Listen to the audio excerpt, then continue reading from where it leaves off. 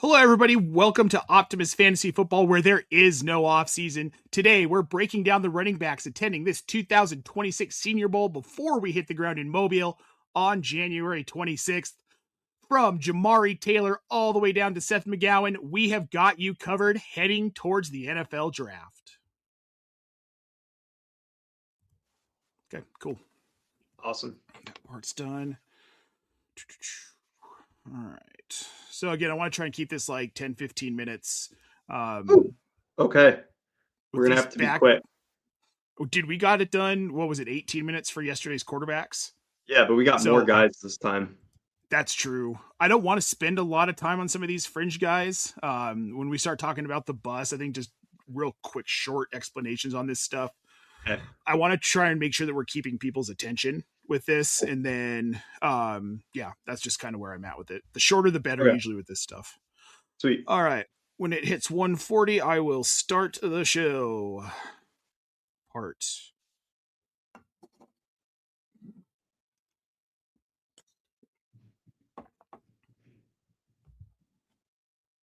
Hello, everyone. I'm Nate Polvogt, joined here by Cam White. Good to see you guys. Today we're going to be breaking down the top running backs attending the 2026 Senior Bowls.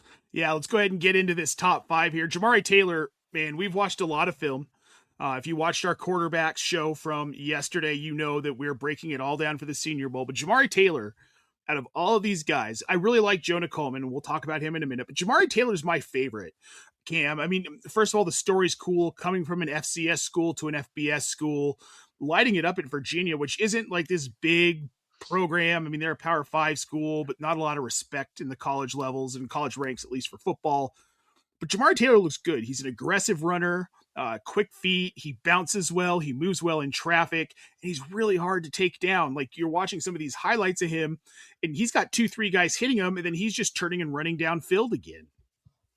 Yeah, he's an explosive monster. He's got a lot of moves after getting the ball in his hands. He can string together quite a few different moves in a single run, blows through arm tackles. Defensive linemen were trying to wrap him, and he's just taking them for extra yards.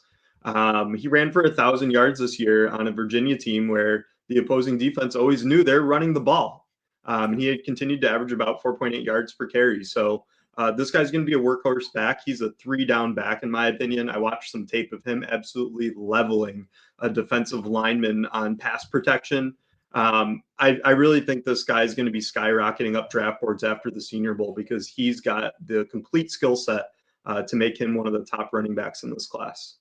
Yeah, I'm completely on board with that. I think something that impressed me too is he's a smaller guy. He's like a Ray Davis size, right around 5'9", but he bowls through people. He's got that low center of gravity. He sets his legs, he drops his shoulders, and he blows through guys.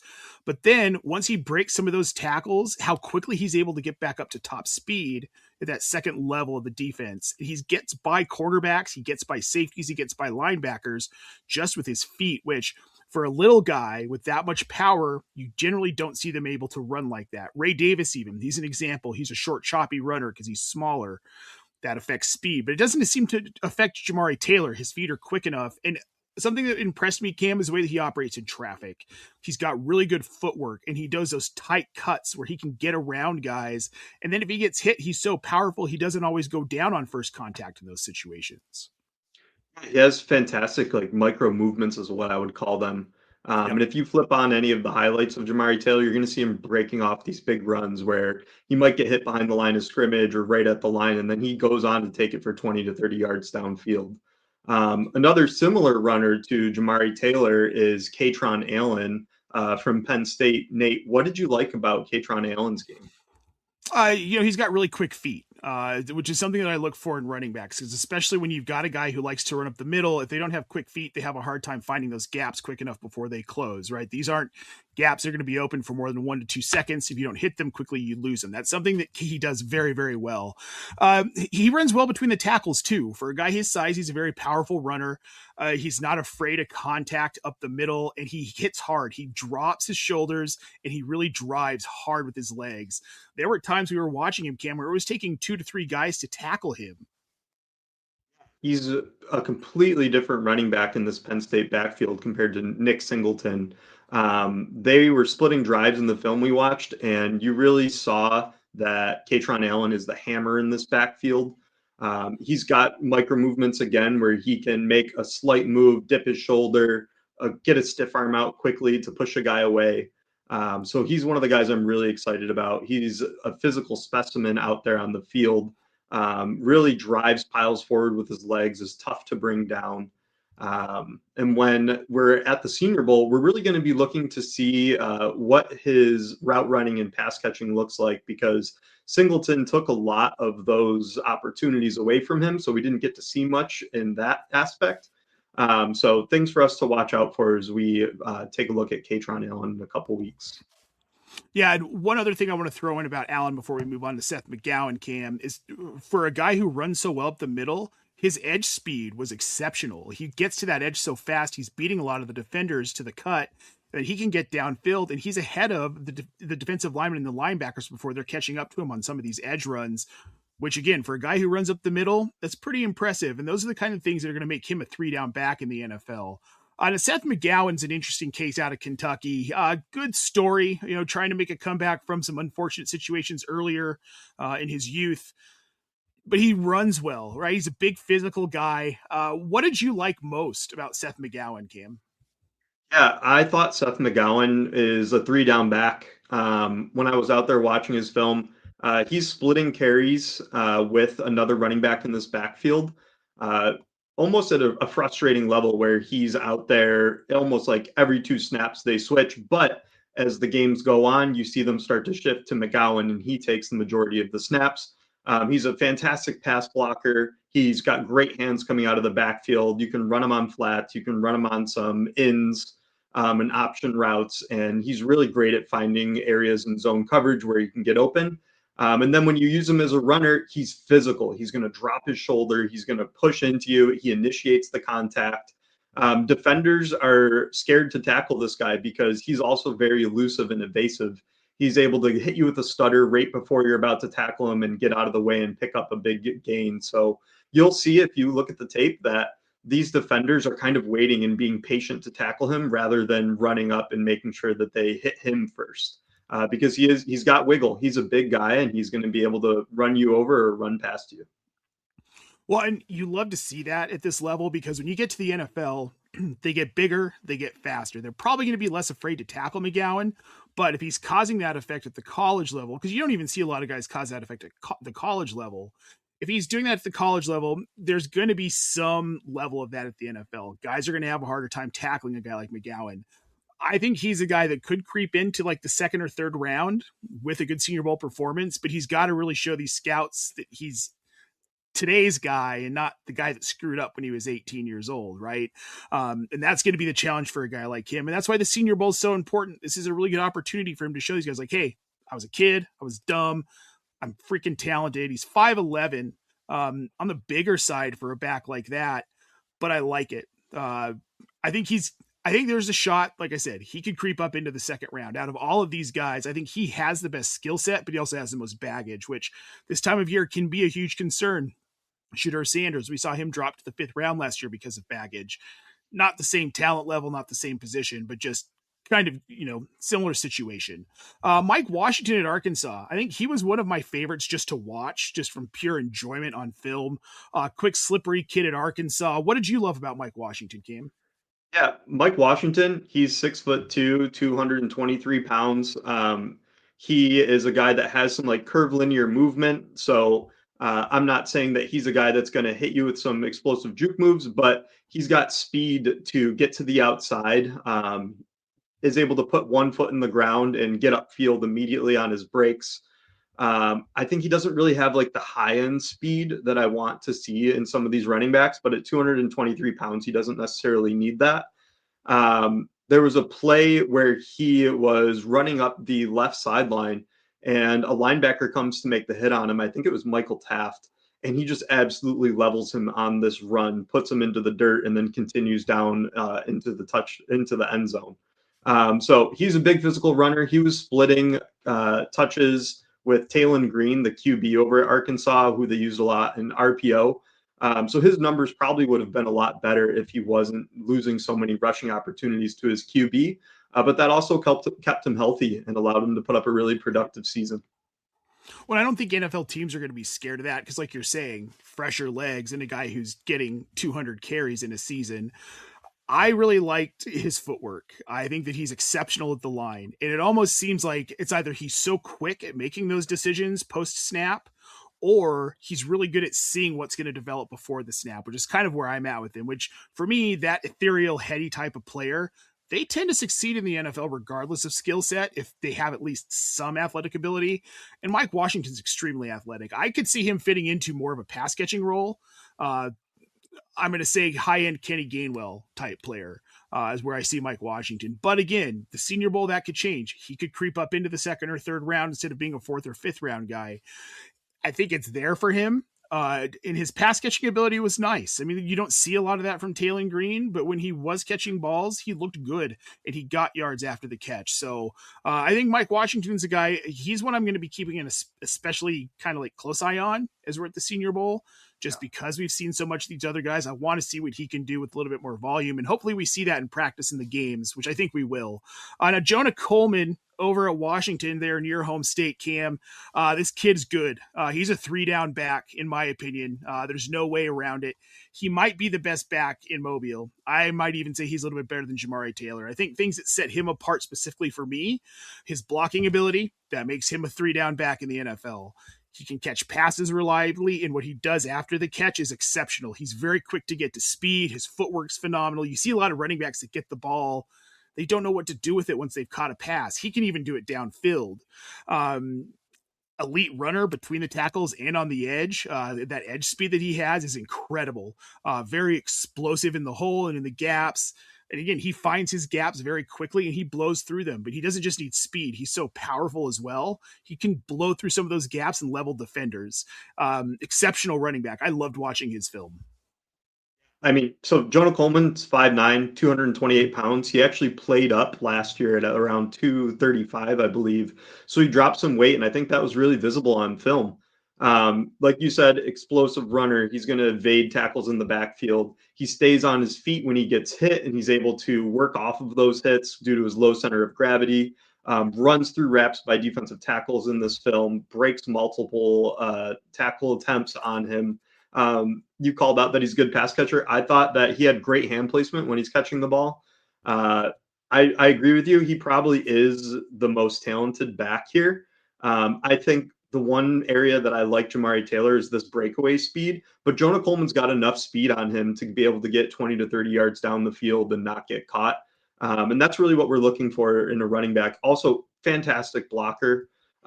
This offensive line didn't look good, so there was a lot of opportunities for him to shine as a pass blocker. Yeah, you saw him getting killed a lot, some of that film, but again, that offensive line of Washington just was not good.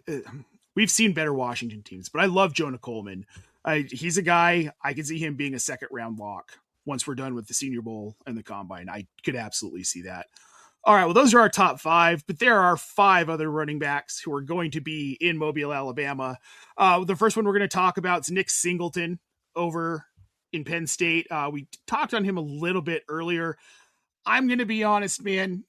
I wasn't super impressed with him. He's a decent lateral runner. He doesn't really get the edge well. He's not a sharp cut guy. He's a good receiving back, not an exceptional blocker. But definitely the 1B to Katron Allen, in my opinion, in Penn State. And he should be the 1B to Katron Allen as we head towards the NFL draft as well. I think Allen's a much better runner all around. I don't think Singleton profiles as a 3-down back. I think he's a guy that you're going to use more on like passing downs. Katron Allen's the guy that teams are going to want to roll out all 3 downs. I don't know what that necessarily means for his draft capital. Maybe we'll see a little bit more from him in Mobile, but my hopes for Singleton aren't super high. I agree with you. I know Singleton was the golden child in Debbie for a few years. People were really excited about his prospects because he is a fantastic pass catcher. But him and Katron Allen were both at Penn State for their entire careers, and Allen eventually passed him on the depth chart. I think Allen's the better runner. The places that Singleton's going to shine is in pass catching. They really had him in there on the majority of the third downs that I watched. He is an explosive runner, but he's not a guy that's going to make his own plays. He really thrived by running through big holes, and I think that offensive line at Penn State really helped them a lot. They had a good offense there, and we see it in the stats where he had 13 touchdowns this year, but only 549 yards on 123 carries. So they're using him once they get into the goal line, and the touchdowns that I saw were like pretty easy attempts where he's like at the one and he's barreling through the offensive line where they're doing the majority of the work. He can make guys miss in tight spaces, so I do like his elusiveness, but he's not really one to run through tackles or get past wraps by defensive linemen like we're talking about with these other prospects. He's not a guy who's going to break a ton of tackles, right? But No. he can slide through traffic. The problem for me is at the NFL level, he's going to have a harder time sliding through traffic the way he does. There's nothing super explosive about his game that leads me to believe he's going to be anything more than probably like pass catching back, throwing down back when he gets to the NFL. Adam Randall, I know I was a little bit higher on him than you were coming out of Clemson. Former wide receiver. He's just a big frame, and he's got some speed. I like his hands. I don't know how much of this translates to the NFL level, other than he was really fun to watch. I think he'll land somewhere. I don't know that it's going to be anywhere super impactful. Maybe he's going to need special teams to latch on. Maybe not. There are a lot of things I like about him, Cam, but I don't know that he's NFL ready. Well, we're talking about a guy that is in his first year playing running back. He's a converted wide receiver. So he has that speed because he was playing wide out and he's learning running back. I thought he looked pretty good for his first year as an RB. Let's see what happens at the Senior Bowl. He's a one-cut runner. He's a load to tackle. Yeah. So if you get him with any space, defensive backs are going to have a hard time taking him down. He's 6'2", 230 pounds. I'm excited about him. I think that NFL teams are going to find value in his skill set. But this guy likely is going to be like, fifth round, sixth round draft capital, Yep. just because he's learning the position. And if he's able to be a better runner of the football, gets a little bit more elusive. One thing I do like is he's able to put his foot in the ground and work upfield quickly. But he doesn't have a lot of wiggle to his game, and that's something that he's going to need to develop. Yeah.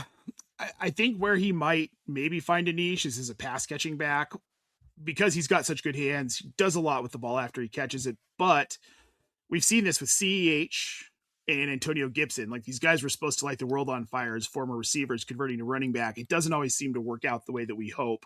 I really think that Randall could fall into that. Rachel Faison, I hope I'm saying that right. That's how I heard it on the broadcast that I watched. I really like this kid out of South Carolina. He's got good hands. He's got quick feet. He's a patient runner. He explodes through gaps with a lot of power. All things we want to see. He's got really long strides when he runs, which helps him kind of motor past some of those secondary and linebackers. Overall, I really liked the film. Coming out of South Carolina and having come from Utah State, I don't know how it's going to profile, but I do like him. I think that there's a chance he could come into Mobile and bump himself up to like a fourth or fifth round guy. His Utah State film was very exciting, but again, we're going against defenders that are not as talented as the guys he faced over at South Carolina. This year, he only had 96 carries for 470 yards. I didn't look into it enough, but I believe there was an injury, which is not surprising to me because his style of running is very physical. He's initiating contact. He's sometimes running upright into these tackles. Almost, and it's not the same running style, but he reminds me a little bit of Isaiah Pacheco of like, he runs so physical that he's going to suffer some injuries. But he eats yards up very quickly. He's got great bursts as soon as the ball's in his hands. He's got a series of moves, jump cuts, spins, stutters, shoulder fakes that are really tough for defenders to read and get into tackling position to bring him down. I think there's something here with Faison, if that's how you say his last name. But I'm not entirely sure what we're going to see when we get to the Senior Bowl and he's around some higher levels of competition. He's one to keep our eye on because I think he could shoot up draft boards if he has a good showing. And I think he could too. Realistically, I don't think he goes before the fifth round. But again, we'll see what happens in Mobile. He feels like a project to me where I don't want to call Tank Bigsby a project, but he felt like a project when he got to Jacksonville, sitting behind Travis Etienne. So I could see that maybe being a situation where he sits behind another back. You see what you get out of him for a couple of years. Maybe we see him in year 3 take a bigger role. Jam Miller, Alabama. I think we both agree. No, don't like him. Don't care for him. My notes: nothing exciting about how he runs. He doesn't sell play action well. He's not especially quick to find gaps. He's not shifty. He doesn't have great footwork. He relies on power to get through the line and then that high level speed on the second level to accelerate. But even that isn't great. Like his speed's fine. I'm just not super impressed with Jam Miller. I know that there are a lot of analysts that are like, oh my God, this Bama back's great. I'm here to tell you guys, don't waste a rookie pick on this guy. Was excited about him because he's got a great first name, and you love having guys on your roster that you can create a team name around. But to me, he's a Jag, which stands for just a guy. I didn't think he was very creative behind his offensive line. When there was a hole, he hits it and gets good yardage from it. But I really didn't see much that got me excited. He did have better hands than I expected for a guy of his size. He's 5'10", 221 pounds. So that's a skill set that he can build around. But realistically, I think this is just a Jag coming out of Alabama.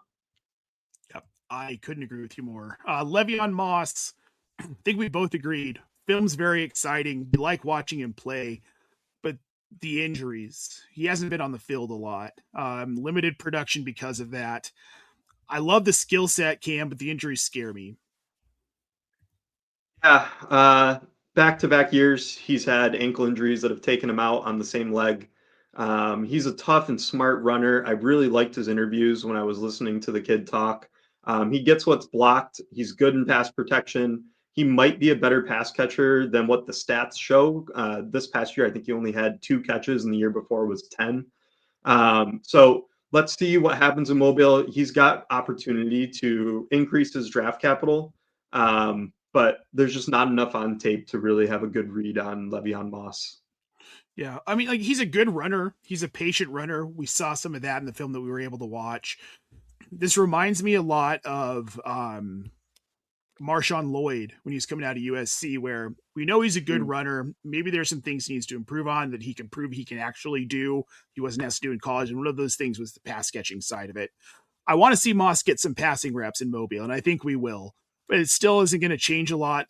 The injury concern, product of the way he runs. He's very physical. These things are going to continue to happen, just like face on. So I have a hard time with Le'Veon Moss. But again, we'll see what happens in Mobile. Maybe we'll see something that kind of like sparks something in us and we'll get a little bit more excited about him. All right, our bus, Jam Miller. I think we made this one pretty clear when we were talking about him earlier. Cam, I can't think of a situation in the NFL where he's going to thrive. Like not a team, not a spot, not a coach, not a quarterback that's going to help him thrive. I think his skill set is so basic. And like you said, he's just a guy. Yeah, he'll need to show something on special teams. That's something that I didn't watch was any of his special teams tape. But if he's not able to thrive there, I don't really see a position for him right now. But he does come from Alabama. Teams like what Alabama does in the locker room. So maybe there's more behind the scenes that we just don't know enough about. And there very well could be. And hopefully we'll see some of that in Mobile. The other one, the 1B, Nick Singleton. For all the reasons we talked about, right? He's not a 3-down back. He doesn't necessarily do pass pro especially well. He doesn't necessarily run especially well. He's more of a pass catching guy. But to your point too, the reason we're labeling him as a bust is because of how high people were on him in Devy over the last couple of years. And if you're carrying that thought into your rookie drafts this year, we've got news for you. It's not going to work out as well. I could see him still getting second-round rookie draft pick capital, depending on his landing position. But there was a point in time where he was the number 1 running back in his class, and I just don't think we're there anymore. There's a few guys that I like over him, guys that aren't attending the Senior Bowl and guys that will be at the Senior Bowl. Yeah, all of this could completely change once we're on the ground in Mobile and we see these guys in action. But for now, yeah, he's not a guy I'm super excited about. All right, folks, that is going to do it for our Senior Bowl preview running backs edition. Thank you so much for tuning in. We appreciate it. We're going to have wide receivers and tight ends coming here before we land in Mobile on Monday, January 26th, just a couple weeks away. Oh, crap, we're like a week and a half away, Cam. We're going to be in Oh, Mobile. yeah, it's sneaking up Yep. on us. We got to get these shows out for you guys. I know, Coming up man. next, we'll have some wide receivers and tight ends. Yep. Guys, thank you so much. Make sure you like and subscribe. We're going to have content coming out for the Senior Bowl all week while we're on the ground in Mobile. We're going to give you in-person reactions to everything going on, so make sure you follow along. For Cam White, I'm Nate Polvogt. Folks, thank you so much for tuning in. Have a good rest of your week.